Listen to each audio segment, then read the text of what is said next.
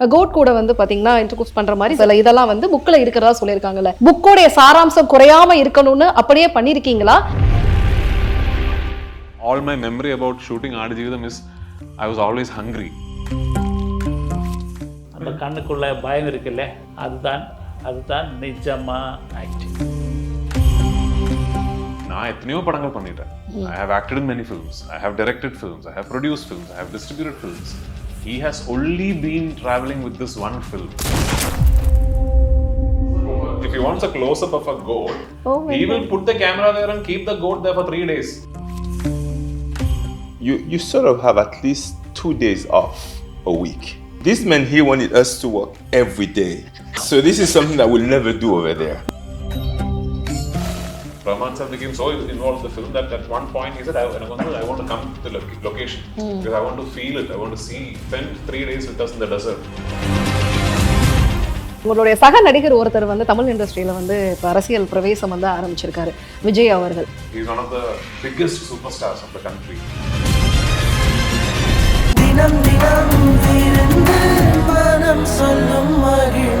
காங்கேயம் முத்துவின் ஒரிஜினல் வின்னசஸ் பிராண்ட் அரிசிகள் தரத்திலும் சுவையிலும் என்றும் நம்பர் 1. உங்கள் ராஜேந்திரா சேல் கோலாகல மார்ச் கிளியரன்ஸ் சேல் மார்ச் 1 முதல் 31 வரை 60% வரை தள்ளுபடி விலையில். ராஜேந்திராஸ், நேரு வீதி, பாண்டிச்சேரி.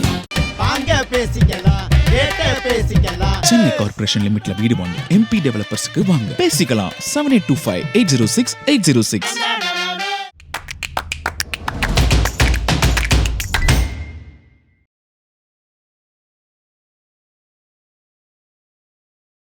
குமுதம் நேயர்களுக்கு வணக்கம். என் கூட இன்னைக்கு த குட் லைஃப் படத்தோட இயக்குனர் பிளஸ்ஸி, பிருத்விராஜ் அண்ட் ஜிம்மி இருக்காங்க. வணக்கம் sir. So back to back promotions வந்து ஸ்டார்ட் பண்ணியிருப்பீங்க. நேற்று வந்து மலையாளம், இன்னைக்கு வந்து தமிழ் ப்ரொமோஷன், நாளைக்கு வந்து இன்னும் 2-3 லாங்குவேஜஸ்லாம் இருக்குது. எப்படி இருக்குது இந்த ப்ரொமோஷன் ஸ்விங்? Actually படம் எடுக்கிறத விட கொஞ்சம் டஃப்பாக இருக்குது because நேற்று actually we were in Bombay doing promotions for the Hindi market. Today we are in Chennai, tomorrow we go to Hyderabad and then Bangalore and then Cochin, of course, back to home market. So I understand that everyone will have questions, but it's very similar and we feel like we have been ஒரே விஷயம் வந்து 3 நாளா பேசிக்கிட்டு இருக்கிற மாதிரி இருக்கு. But because it is about this film, because it's about the experience behind making this film, it's okay. However much we talk, I can still say more. Okay, right. So director சார்ட்ட இருந்து நான் முதல் கேள்வி ஆரம்பிக்கலாம் அப்படின்னு நினைக்கிறேன். Sir, 2008 வந்து நீங்கள் இதை படமாக பண்ணணும்னு ஆசைப்பட்டீங்க. ஒரு 4 வருஷத்துக்கு பிறகு வந்து பார்த்தீங்கன்னா அதுக்கான ப்ராசஸிங் வந்து ஸ்டார்ட் பண்ணியிருக்கீங்க. அதுக்கு பிறகு ஒரு 4 வருஷம் கழிச்சு வந்து ஷூட்டிங் வந்து ஸ்டார்ட் பண்ணியிருக்கீங்க. இந்த 4 சென்டிமெண்ட் வந்து நீங்கள் ஏதாவது நோட் பண்ணீங்களா? இந்த 4 years பேக் 4 ஷூட்டிங் ஸ்டார்ட் பண்ணது 2018. ஓகே, அப்போ ஒரு 6 ஆயிடுச்சு அப்போ. ஓகே, ஸோ எப்படி சார், அதாவது ஒரு இயக்குனர் வந்து அவருடைய கனவுகளுக்கு வந்து எவ்வளவு தூரம் வந்து காத்திருக்கலாம் அப்படிங்கிற ஒரு விஷயம் இருக்கு. நீங்க கூடவே வந்து ஒரு நடிகரையும் சேர்த்து வந்து ஓடி இருக்கீங்க உங்க கனவோட சேர்த்து. ஸோ அது எப்படி?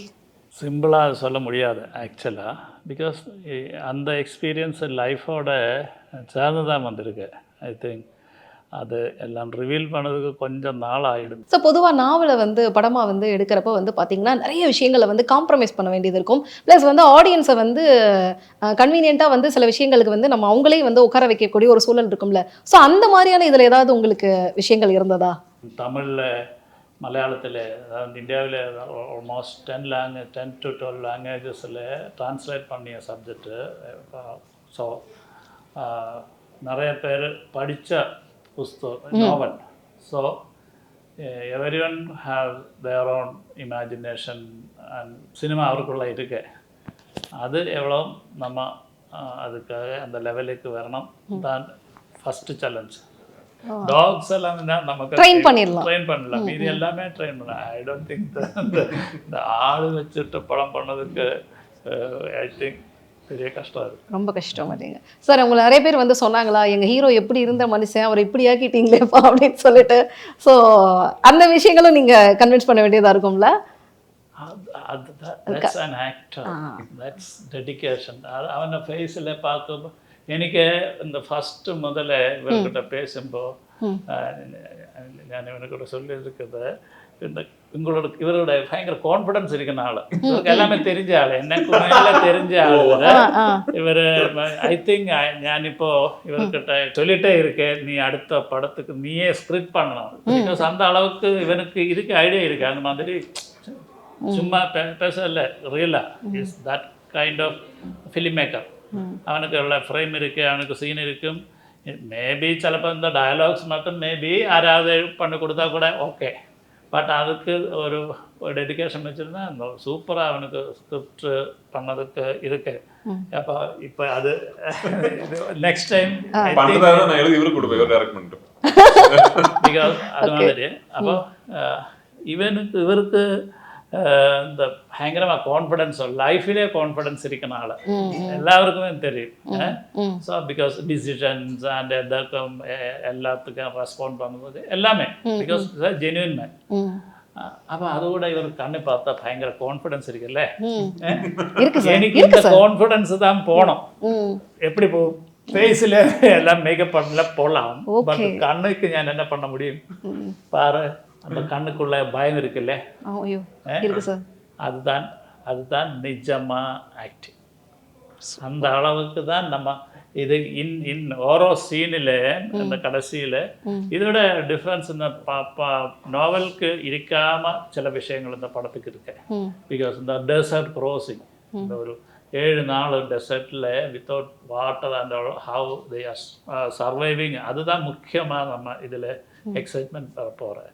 ஸோ அந்த டைமில் இந்த ஆளுக்கு உள்ள டிரான்ஸ்ஃபர்மேஷன் அது the same thing Ibrahim Qadiri also is like that. So ஓரோ சீனிலே டிட்டரேட் ஓரோ டேயில் டிட்டரேட் பண்ணிட்டு அந்த எனர்ஜி லெவல் கம்மி ஆகிட்டு தான் போகிறேன். இதெல்லாம் ஆக்டிங்காக நடிப்பா லைஃபான்னு தெரியல, அது பார்க்கும்போது தான் தெரியும். நிச்சயமா ட்ரெய்லர்லேயே எங்களுக்கு காமிச்சிட்டீங்க சார். இன்னும் பெரிய பிக்சர் பார்க்கறதுக்கு வெயிட் பண்ணுறோம் சார். உங்ககிட்ட ஒரு கேள்வி. இயக்குனர் வந்து தன்னுடைய கனவுக்காக வந்து அதை ஒரு விஷயத்தை பிடிவாதமாக பிடிச்சிட்டு ஒரு 14 வருஷம் ஓடுறாரு. ஒரு நடிகராக கூட வந்து மனசுக்குள்ள என்ன ஒரு விஷயத்த நினைச்சிட்டு வந்து அவர் கூட ஓடுனீங்க நீங்கள்? இப்போ 2008-9 வந்து இந்த மாதிரி நான் இந்த படம் பண்ணவங்க இந்த ஐடியாவில் வந்து he came and met me. So at that time in 2008-9 he was the highest paid director in Malayalam. Highest பெய்டுங்கிறது விட்டுடுங்க, அது ஒரு ஓகே மணி அது விட்டுடுங்க. பட் எல்லாருக்குமே like he already directed a film with Mohanlal sir, Mammootty sir, Dilip Etten, and every actor including myself, Blessy oda ஒரு படம் we have to do என்னைக்காச்சும் one film Blessy film we want to do, அந்த ஒரு ஆசை வந்து எல்லா நடிகர்கிட்டே இருந்தது. And நான் கொடுத்து வச்சேன், he decides to do his dream film and the magnum opus, and he thinks okay the main role வந்து நான் தான் பண்ணணும்னு சொல்லி he's come to me. From 2008 to 2018 when we started shoot, and from 2008 to 2024 today as we speak, நான் எத்தனையோ படங்கள் பண்ணிட்டேன். I have acted in many films, I have directed films, I have produced films, I have distributed films. He has only been traveling with this one film.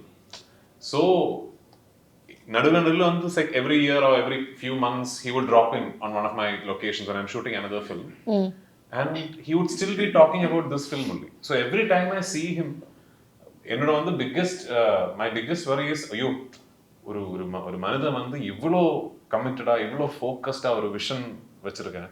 I should not be the compromise in that vision, you know. And my biggest worry was when people see the film, யாருமே சொல்லக்கூடாது இது இவ்வளோ ஒரு commitment வேணும், கொஞ்சம் ஒரு less பிஸியா கொஞ்சம் ஒரு நியூவர் ஆக்டர் கிட்ட போயிருந்தா அவன் இன்னும் கமிட்மெண்ட் கொடுத்துருக்கும், அவன் இன்னும் அந்த படத்துக்காக இல்ல like he would have done more hard work. அது யாருமே சொல்லக்கூடாதுங்கிறது வந்து I was very particular about it.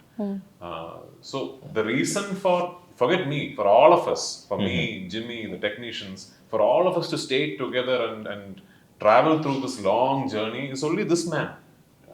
வேற யாராவது இருந்துச்சுன்னா I don't know if this film would have happened actually.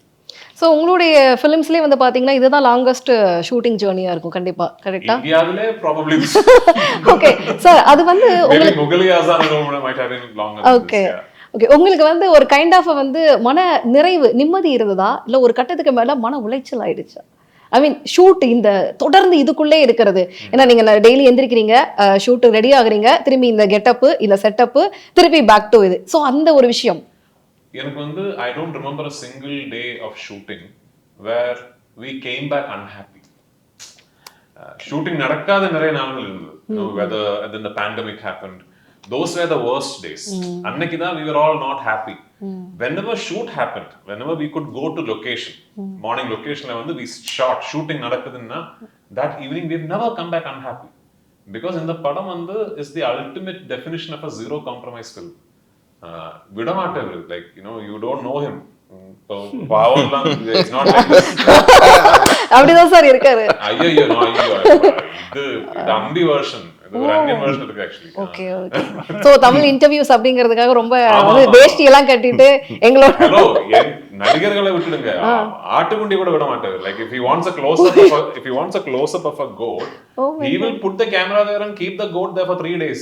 அந்த மாதிரி ஆளுது சார். Thank you sir.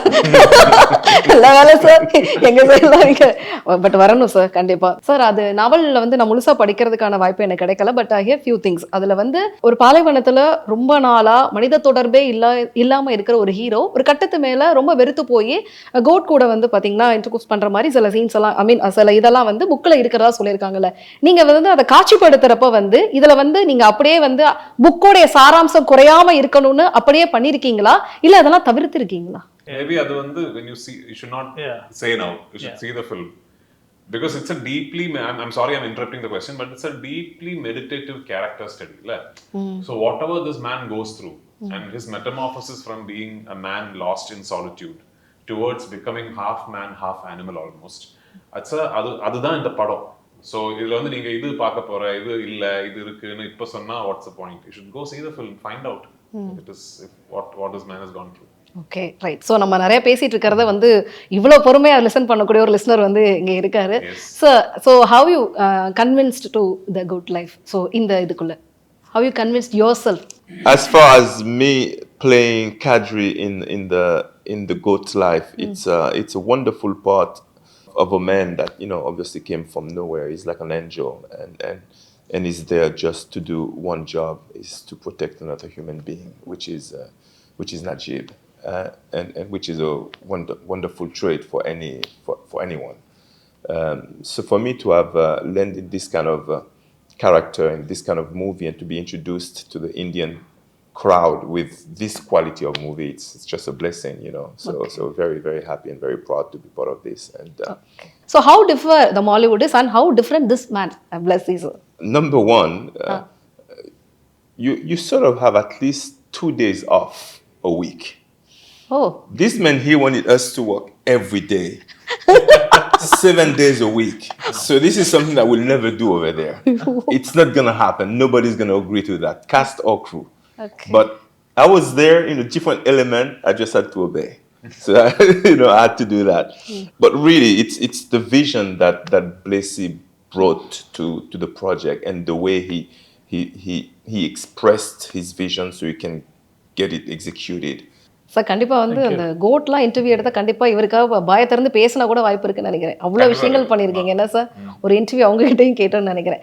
சார் ஆக்சுவலாக வந்து ஏஆர் ரஹ்மான் சார் வந்து அவர் மியூசிக் பண்ணுற படங்களுக்கு வந்து அதிகபட்சமாக ஒரு ஆடியோ லான்ச்சில் ரொம்ப ரேராக தான் அங்கே பார்க்க முடியும். அந்த ஆடியோ லான்ச்சில் என்ன பேசணுமோ படத்தை பற்றின சில விஷயங்கள் வந்து மேலோட்டமாக சொல்லிட்டு சப்போர்ட் பண்ணுங்க அப்படின்னு கேட்டுட்டு போயிடுவார். பட் இந்த படத்தை பொறுத்த வரைக்கும் ஏஆர் ரஹ்மான் இது வரைக்கும் ஏறின எல்லா ஸ்டேஜ்லேயுமே அவ்வளோ தூரம் இந்த படத்தோட ஒன்றி போய் எவ்வளோ விஷயங்கள் பேசுகிறாரு. அதாவது அவர் சிலிர்த்து போறாரு ஒவ்வொரு ஸ்டேஜ்லையும். ஸோ எப்படி சார் அவரை வந்து மலையன் கொஞ்சம் படத்துக்கு அப்புறமா நீங்கள் வந்து இங்கே கன்வின்ஸ் பண்ணீங்க? ஆக்சுவலாக மலையன் குஞ்சுக்கு முன்னாடி தான் இது 2017 தான் நம்ம சார்கிட்ட வந்தது. அதுக்கப்புறம் தான் ஐ திங்க் நம்ம ஃபர்ஸ்ட் பார்ட்டெல்லாம் பண்ணதுக்கு அப்புறம் தான் மலையன் குஞ்சு வந்தது.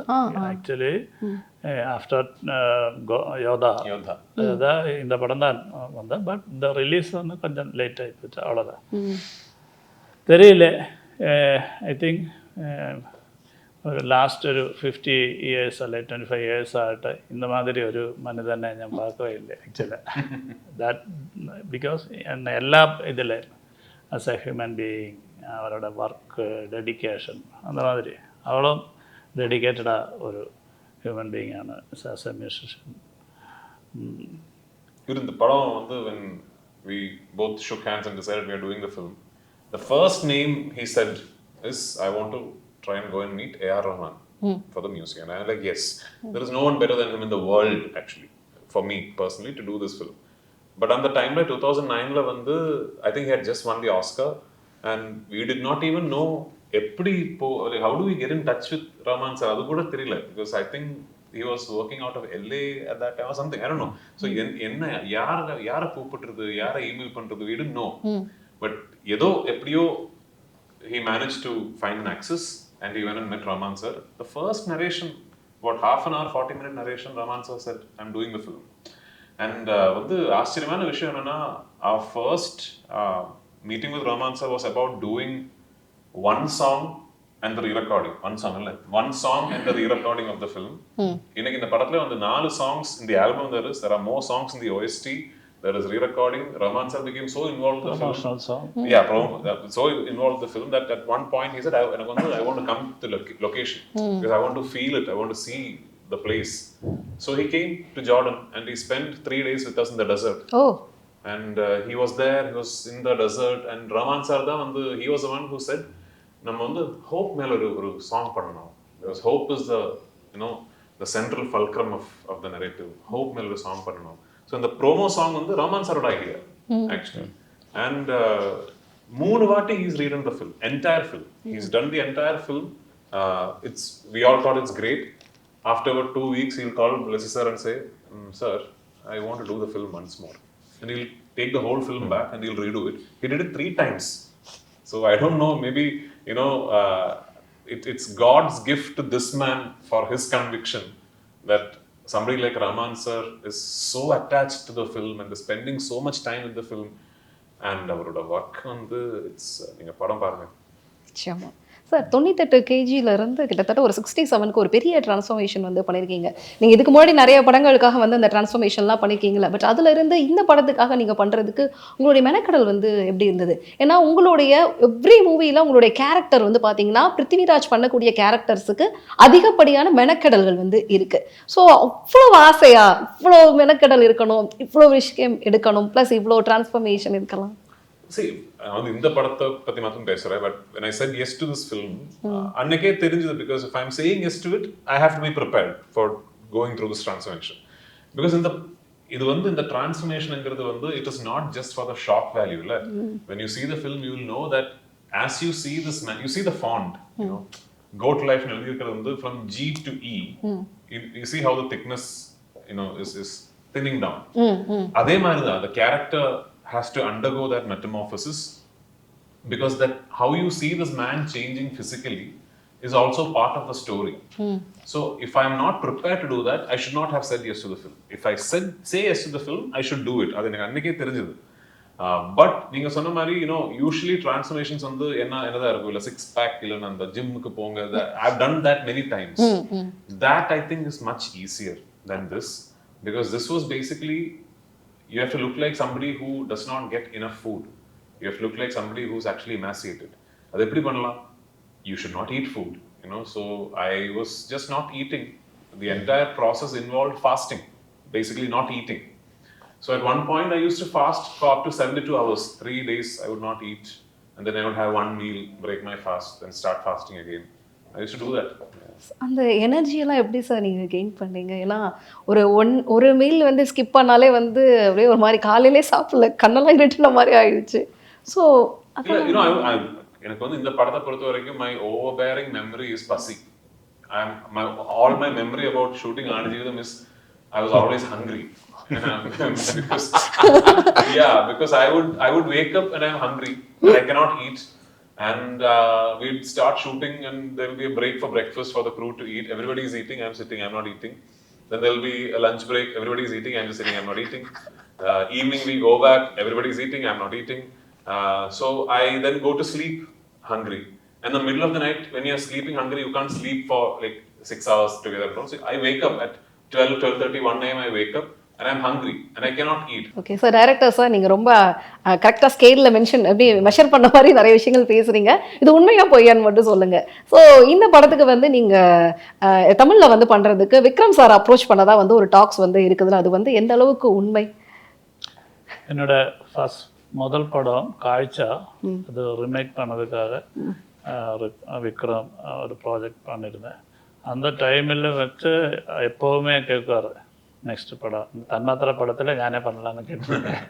இப்போ ஆல்ரெடி லால் சார் வச்சது அது மாதிரி தான். இப்போ ஏது ப்ராஜெக்ட் இருந்தாலும் அவரை சும்மா friend கேட்டுருக்கும்.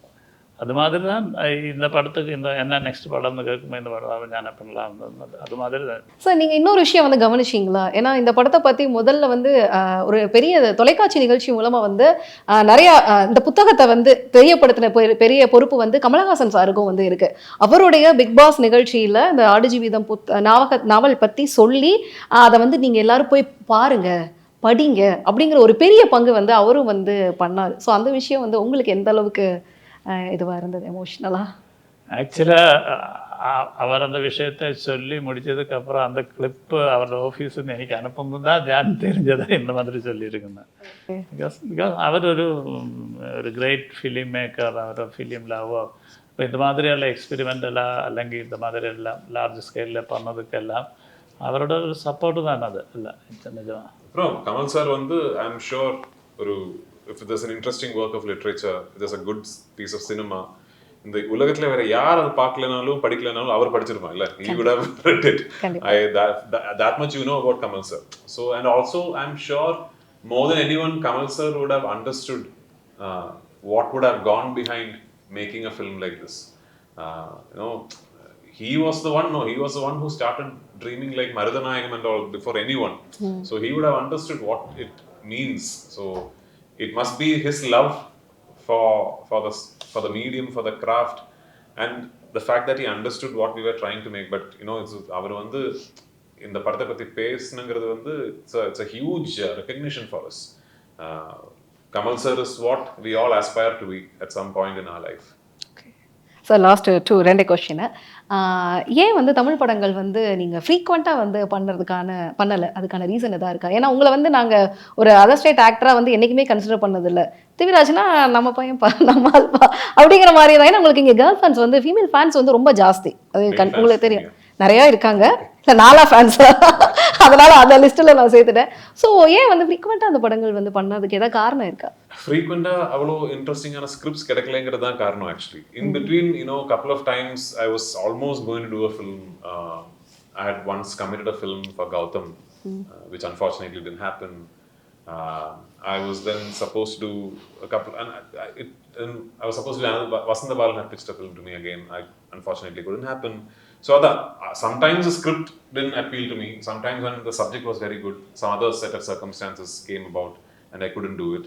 And for the longest time, the reason I could not do any other language films is Blessy, because I was stuck with this film actually. So in every interview, every other interview, I keep telling this anecdote. You know, like in 2017, I think 17-18, Chiranjeevi sir had called me to play a role in the film called Saira Narasimha Reddy, and I was very flattered that he thought of me for the role, and I really wanted to do it. Okay. So, but I had committed to the dates for this film, and I was growing my beard and all that. So I told Chiranjeevi sir, sir, I'm sorry, I would have loved to do the film, but unfortunately I'm committed to this big film called Aadu jeevitham, and you know, all my dates are there and I can't change my appearance and all that. And of course he understood. It was 4 years அப்புறம் when Saira Narasimha Reddy was finally ready for release, Chiranjeevi sir came to Kerala to launch the film, and I was the guest for that function. Okay. And by then, at that time, he had bought the rights to Lucifer to do in Telugu, my first directorial. Okay. And there was this discussion from his team about would I be interested in directing it in Telugu. I'm telling them I would have loved the opportunity, but you know, I'm doing this big film called Aadu jeevitham. Hey,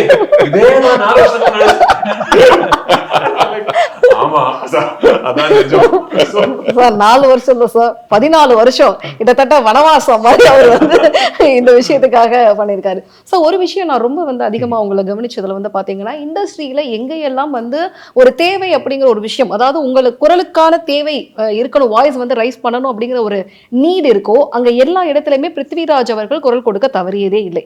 எல்லா இடத்துலையும் என்ன விஷயம் பேசணுமோ கேட்கணுமோ கேட்டிருக்காரு. Any chance நீங்க வந்து அரசியலுக்கு வருவதற்கான வாய்ப்புகள் இல்லை என்ன உங்களுக்குள்ள இருக்கா? Zero, no chance. I'm not built for that. I don't have the aptitude for it. அது மட்டும் இல்லை, நான் ஏதோ வந்து நான் ஒரு ஒப்பீனியன் சொல்றது பெரிய சோஷியல் சர்வீஸ் எல்லாம் கிடையாது இல்லை. It's just when I want to speak, I speak.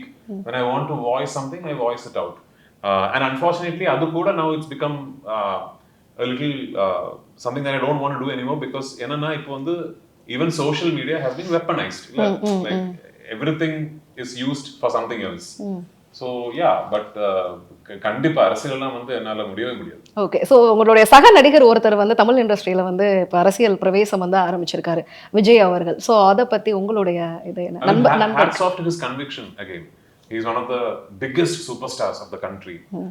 அவர் வந்து சினிமா பண்ணிக்கிட்டே இருந்தா, imagine what all he can achieve, how much wealth he can make. But அது எல்லாமே வேணாங்கிற decision எடுத்து, if he is deciding to get into politics, then imagine the kind of conviction he must have inside of him to do it. So complete respect for that, and I wish him all the very best. Okay. So final கேள்வி. Recent டேஸில் வந்து Malayalam films வந்து தமிழ் இண்டஸ்ட்ரிக்கு வந்து ஒரு பெரிய pathway வந்து create பண்ணி கொடுத்துருக்கு அப்படின்னு சொல்லலாம். ஏன் அப்படின்னா இப்போ மஞ்சுமல் பாய்ஸ்ல இருந்து, ஸோ மஞ்சுமல் ஏன்னா இஞ்சி இல்லை மலையாளத்துலன்றாங்க. நாங்கள் சொன்னோமா இல்லை மஞ்சுன்னு சொல்லிட்டோமா, அப்புறம் மஞ்சு மேலே ஆமாம் சார். இப்போ கூட வந்து மலையன் குஞ்ச அப்படிங்கிற மாதிரி தான் சொல்ல சொன்னாங்க. அதே மாதிரி மஞ்சு அப்படி தான் சொல்ல சொன்னாங்க. ஸோ அப்புறம் வந்து பிரேமலு, அதுக்கப்புறம் வந்து பிரம்மயுகம், இப்போ வந்து ஆடு ஜீவிதம், இந்த மாதிரி தொடர்ந்து வந்து நீங்கள் வந்து இங்கே ஒரு பெரிய இது ஓபன் ஆயிருக்குன்னு நினைக்கிறீங்களா? சோ இதை எப்படி வந்து பாக்குறீங்க? உங்களுக்கு how happy you are? And it's so encouraging, and more than anything, we all should thank the director, producer and the actors and everybody involved with Manjumal Boys and Premalu and Brahmayugam, because they have created an environment where everybody is now looking at the next big Malayalam film. We make a great film, that is number one, that without a good film nothing will happen. So you make a good film, then what can you do? You can try and put your efforts in as best as you can to make sure that it is presented in the best possible fashion. Adukku enna pananum? You have to get good distribution systems and networks in place. So in the mari oru padam, it's like an industry effort for Malayalam. Ivlo peri effort oru padam pannumbodhu, we were all very keen that the top distributors in every state should present the film. And in this instance, I should take this opportunity to thank Udayanidhi Stalin, because I only messaged him once saying I'd like to speak to you. He called me and I told him, this is film, it's a 16-year-long effort, and it's a blessy film. I have put in so much effort into the film. It would be a privilege if Red Giant can distribute it in Tamil Nadu. And immediately when what was said and done, he's also an artist, or purinjal, and he said yes. The same thing with Maitri, the same thing with Hombale, the same thing with Anu Thadani. So it's a blessing that we are finally able to release a film with such big players in each market, and specifically for Tamil, a big thanks to Red Giant. நிச்சயமா sir. So thank you. So wonderful time. ஏன்னா சைலண்டாக இருக்கிறாரு, ஆனால் பெரிய சம்பவம் பண்ணியிருக்கிறாரு அப்படின்னு sir சொன்னதுலேருந்தே தெரிஞ்சிருக்கு. ஸோ இந்த படம் வந்து உலகத்துக்கான படமாக அமையட்டும், எங்களுடைய வாழ்த்துக்கள். Thank you sir. Thank you.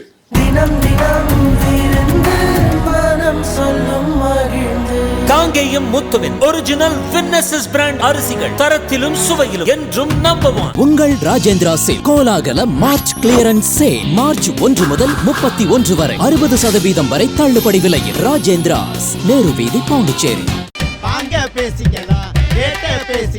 Chennai corporation லிமிட்ல வீடு வாங்க MP டெவலப்பர்ஸ்க்கு வாங்க, பேசிக்கலாம். 7825 806 806.